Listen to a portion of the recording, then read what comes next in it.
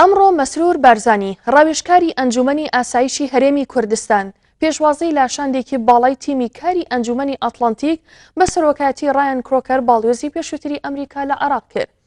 کەوە ئەندامانی شاندەکە پێکهاتە بوون لە کنیب پۆڵاق شارەزا لە کاروباری سیاسی و سەربازی ڕۆژهەڵاتی ناوەڕاست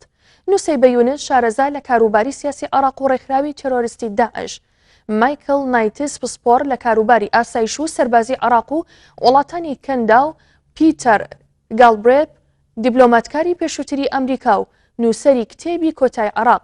لە دیدارەکەدا بیرڕا لەبارەی کێشە و قەیرانەکانی ناوچەکە و شەڕی تیرۆریستانی داعش و ئایندەی عێراق و هەروەها هزری نێوان پێکهاتەکان ئاڵوگۆڕ کرا دووپاتیش کرایەوە کەوە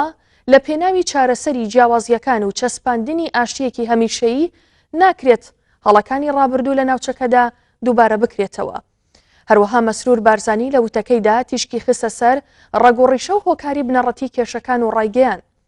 کاتی ئەوە هاتووە ڕۆژئاوا چارەسەری ئەو نادادپەروەریە بکە کە پێش 100 ساڵ لە ناوچەکەدا کراوە هەروەها ڕایگەیان ئێمە لە عێراقدا زۆر لە بژاردەکانی پێکەوە ژیانی پێکهاتە سەرەکیەکانمان تاقی کردوتەوە با بژاردەی دیکەش تاقی بکەینەوە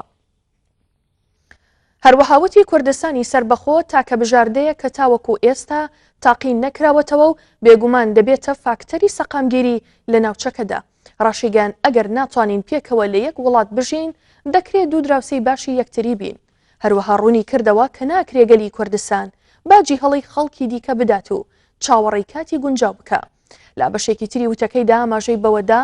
لە هیچ سەردەمێکدا عێراق وڵاتێکی سەقامگیر نەبووە و وتیشی ئێستا ئەولەویەتی ئێمە شەڕی داعشە بەڵام ناکرێت ئەنجامدانی ڕێفراندۆم بکرێتە بارمتەی ئەو شەڕە چونکە گرنگە ئەم ڕێفراندۆمە ئەنجام بدرێ بۆ زانینی ئەوەی کورچی دەبێ هەروەها جەختی لەوەش کردەوە کەوا پێویستە و کاتی ئەوە هاتووە گوێ لەگەلی کوردستان بگیرێ کە داواکاریەکانی چین دواتر ئامادەبووان ژمارەیەک پرسیاریان کرد و ڕاوێژکاری ئەنجومەنی ئاسایشی هەرێمی کوردستان وەڵامی یەک بەیەکی پرسیارەکانی دانەوە